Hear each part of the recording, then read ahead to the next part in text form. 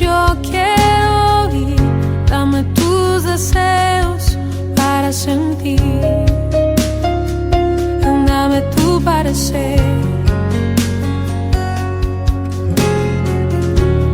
Dame lo que necesito para ser como tú. Dame tu voz, dame tu aliento.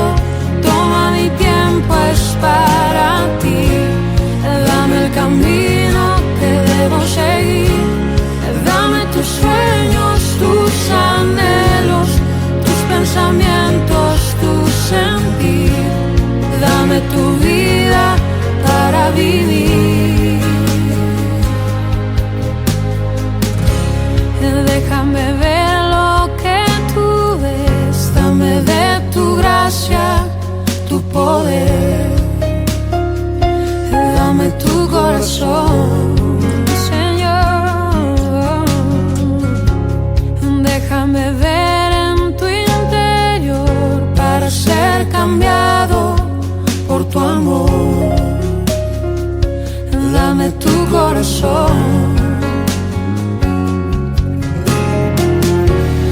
Dame lo que necesito para ser como tú. Dame tu voz, dame tu aliento. Toma mi tiempo, es para ti. Dame el camino que debo seguir. Dame tus sueños, tus anhelos, tus pensamientos, tu sentir. Dame tu vida para vivir, Señor. Dame tu voz, dame tu aliento. Toma mi tiempo, es para ti.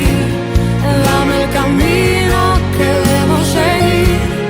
Dame tus sueños, tus anhelos, tus pensamientos, tu sentir. Dame tu vida para vivir, Señor. Dame tus ojos, quiero ver.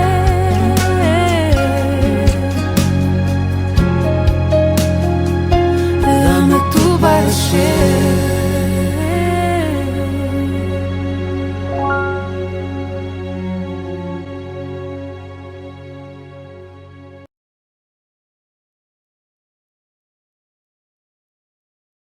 Buenas noches, hermanos. Después de haber orado por Zoom, ahora nos disponemos a abrir la palabra de Dios. Y nuestro tema de hoy es unidos sintiendo una misma cosa. Y tenemos como base la lectura en la palabra de Dios en Filipenses, capítulo 2, verso 1, que vamos a leer desde el primer versículo. En Filipenses 2 dice así la palabra de Dios: por tanto, si hay alguna consolación en Cristo, si algún consuelo de amor, si alguna comunión del Espíritu, si algún afecto entrañable, si alguna misericordia, completad mi gozo sintiendo lo mismo, teniendo el mismo amor, unánime, sintiendo una misma cosa. Nada hagáis por contienda o por vanagloria, antes bien con humildad, estimando cada uno de los demás como superiores a él mismo, no mirando cada uno por los suyos propios, sino cada cual también por lo de los otros. Haya pues en vosotros este sentir que hubo también en Cristo Jesús, el cual, siendo en forma de Dios, no estimó el ser igual a Dios como cosa a que aferrarse, sino que se despojó a sí mismo, tomando forma de siervo, hecho semejante a los hombres, y estando en la condición de hombre se humilló a sí mismo, haciéndose obediente hasta la muerte y muerte de cruz. Por lo cual también Dios le exaltó hasta lo sumo y le dio un nombre que es sobre todo nombre, para que en el nombre de Jesús se doble toda rodilla de los que están en los cielos y en la tierra y debajo de la tierra, y toda lengua confiese que Jesucristo es el Señor, para la gloria de Dios Padre. Por tanto, amados míos, como siempre habéis obedecido, no como en mi presencia solamente, sino mucho más ahora, en mi ausencia, ocupaos en vuestra salvación con temor y temblor. Porque Dios es el que en vosotros produce así el querer como el hacer, y por su buena voluntad. Haced todo sin murmuraciones y contienda, para que seáis irreprensibles y sencillos hijos de Dios, sin mancha en medio de una generación maligna y perversa, en medio de la cual resplandecéis como luminares en el mundo. Hasta acá nomás, hermanos, en la lectura de la palabra de Dios. Aquí, hermanos, este pasaje tiene que ver con la unidad de los hijos de Dios. Ahora la palabra de Dios nos motiva de una manera notable a mantener la unidad y la paz. El Señor desea que cultivemos esa unidad, ya que la verdadera unidad espiritual solo viene de adentro, o sea, de nuestro fuero interior, y nunca viene del lado exterior. El apóstol Pablo acá nos convoca a todos sin distinción a esa unidad. Y él apela allí en el verso 1, él apela a una consolación en Cristo. Cada creyente, cada hijo de Dios, hermanos, tiene el Espíritu de Cristo en la vida. Y ese es el motivo por el cual cada hijo de Dios debe tener fuertes lazos de unidad. El creyente es un individuo y un ser social. Y un ser social normal. Y su condición social, hermanos, normal es la unidad. La iglesia es un cuerpo. Todos los creyentes, los hijos de Dios, son componentes de ese cuerpo. Y cada componente, cada individuo, contribuye al bien de ese cuerpo, o sea, al bienestar de ese cuerpo. Esta unidad es el ideal, hermanos, marcado por Dios. Pero hay un detalle. Por ejemplo, el egoísmo, el egocentrismo, el orgullo, que muchas veces mora en nosotros. Todo eso malogra la paz, malogra aquella unidad que debe haber entre los creyentes. Ahora, por ejemplo, en el segundo punto que aquí Pablo menciona en el verso 1, esta segunda experiencia para la unidad, aquí Pablo apela al consuelo de amor. Este amor tiene que ver, en primer lugar, con el amor de Cristo. Tiene que ver con su sufrimiento, con su entrega. Durante su ministerio el Señor mostró buena voluntad. Buena voluntad para con aquellos que le rodeaban, con aquellos que le seguían. Él tenía pasión, tenía vocación de servicio. Él vino para servir y no vino para ser servido. Y ahora nosotros debemos, hermanos, debemos cultivar ese mismo amor en nuestro diario vivir. El Señor sintió amor por las almas. Y ese amor que emana, que se genera en Él, debe llegarnos a nosotros. Debemos buscar ese amor. Porque ese amor que viene de Él genera el incentivo, es la motivación para que cultivemos la unidad. Ahora, hay un tercer requisito que menciona aquí Pablo en este versículo primero. Es la comunión del Espíritu. Comunión significa participar, compartir, compañerismo, etc. Y el Espíritu Santo, que es la tercera persona de la Trinidad. Tenemos una Trinidad que trabaja por nosotros y para nosotros. Por ejemplo, tenemos en primer lugar al Padre. El Padre cumple una función. El Padre es el creador, es el que sostiene, es el que llama. El Señor Jesús es el que redime, es el camino, la puerta, es la salvación. Y el Espíritu Santo también tiene su función en nuestra vida. Es aquel que nos guía, que nos convence.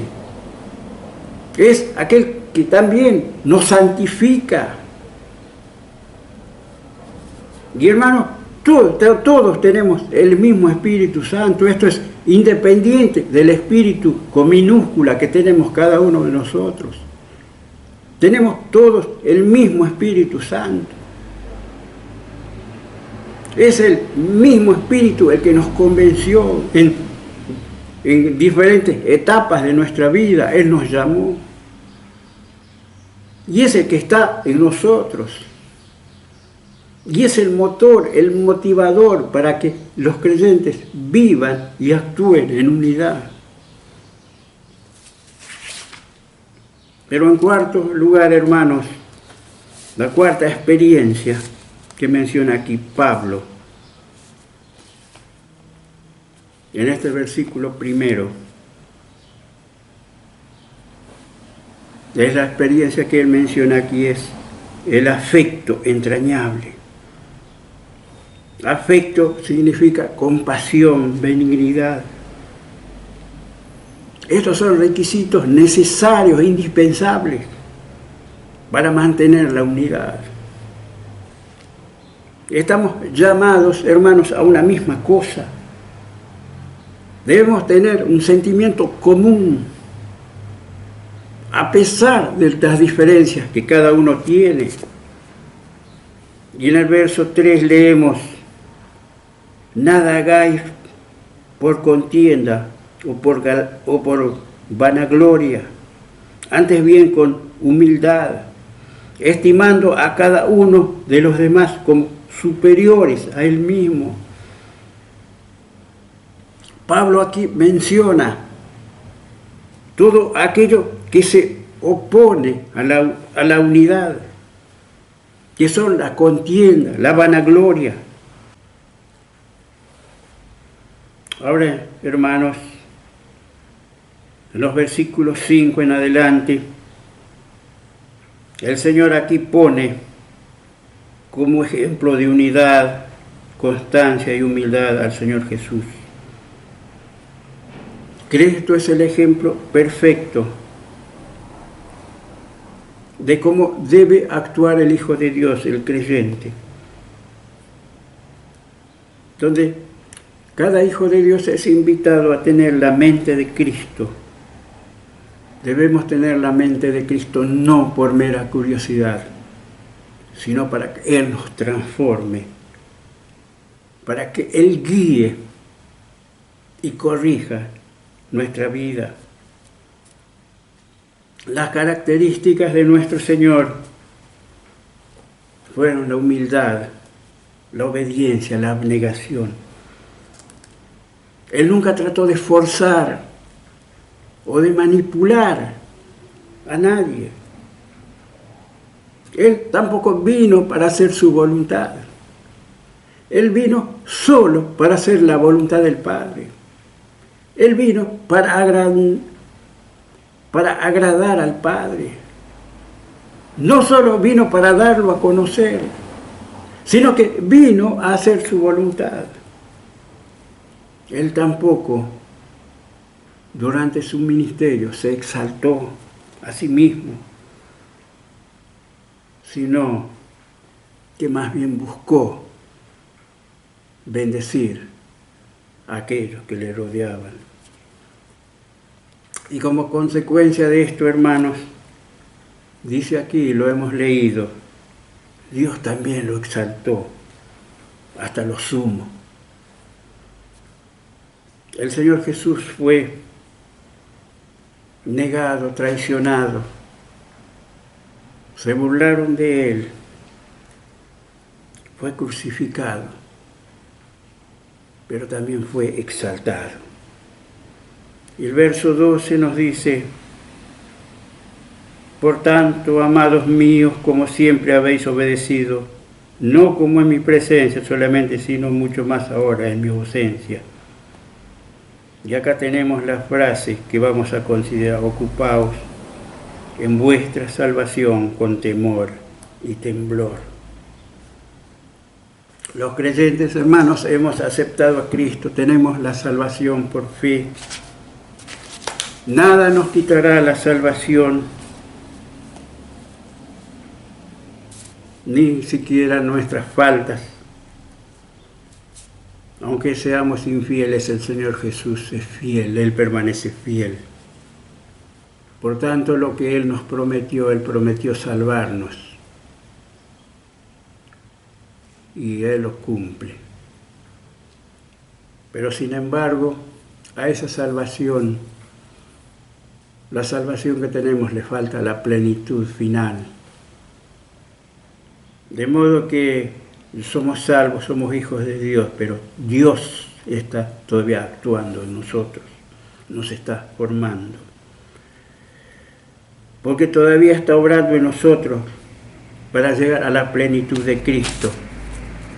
Por ejemplo, el apóstol Pablo, ahí en Efesios 4:13, dice esta verdad: hasta que lleguemos a la unidad de la fe y el conocimiento del Hijo de Dios, a un varón perfecto, a la medida de la estatura de la plenitud de Cristo. Ahora, hermanos, la salvación,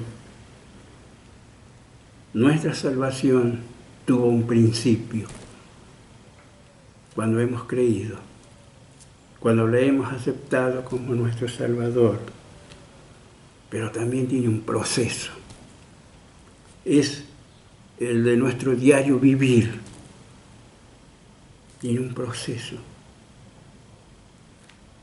Pero también hay una terminación. Un principio, un proceso y una terminación. Y esta terminación será cuando Dios termine su trabajo en nuestra vida. Cuando Dios concluya su obra en nosotros.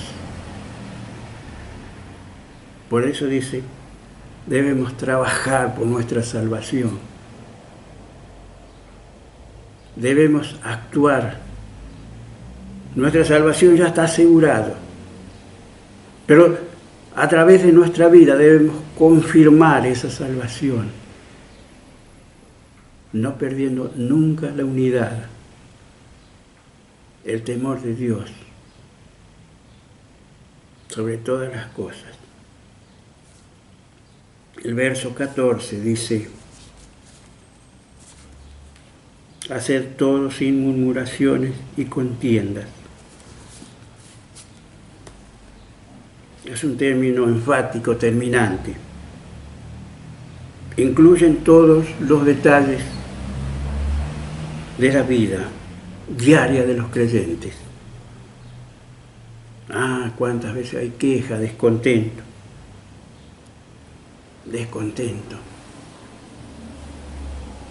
Ahora, hermanos, todos los dictados de nuestro Señor deben ser obedecidos con alegría. Por ejemplo, si vamos al Antiguo Testamento, los creyentes de ese tiempo obedecían a Dios por obligación, porque había una ley estricta, dura. Y hermanos, en este tiempo de gracia, obedecer al Señor ya no es una obligación, sino que es un deleite. Obedecer al Señor para nosotros debe ser un privilegio. Debemos obedecerle con alegría de corazón. Obedecerle por todo lo que Él hizo a nuestro favor. Nuestra obediencia a Él no compra, no paga nuestra salvación. Pero nuestra obediencia a Él es algo que a Él le agrada, algo que alegra el corazón de Dios. Los creyentes, los hijos de Dios, somos llamados a una tarea de servicio en este mundo. Ahora, reiteradas veces el Señor destacó que la grandeza del creyente no está en ser servido, sino en servir. Y el Señor mismo dijo que Él vino a servir y no a ser servido.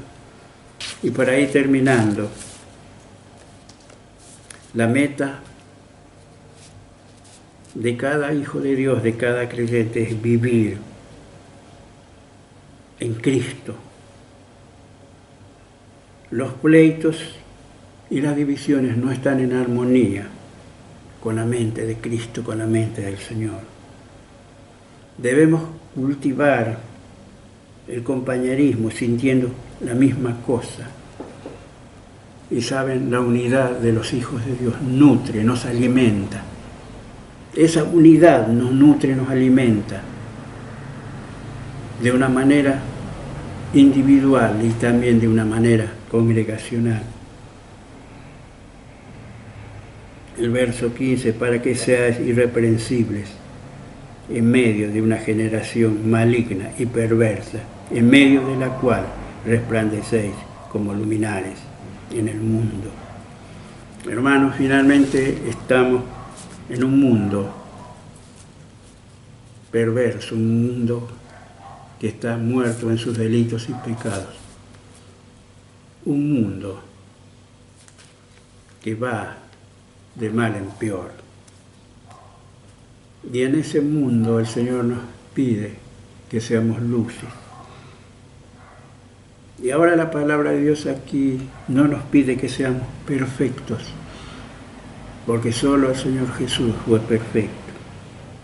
El Señor conoce nuestra limitación, conoce nuestros fracasos. Por lo tanto, no nos pide perfección, pero sí nos pide que seamos irreprensibles. Que el Señor bendiga su palabra. Amén. Oramos para terminar. Padre Celestial, te damos gracias por tu palabra. Tu palabra es clara, habla directo a nuestros corazones. A veces nos consuela, otras veces nos exhorta, pero siempre nos edifica y nos bendice. Te damos gracias, Padre Celestial, por tu palabra, porque ya que ella habla a nuestros corazones y nos indica el rumbo el cual debemos seguir. Te damos gracias por todo en esta noche y lo hacemos en el nombre del Señor Jesús. Amén.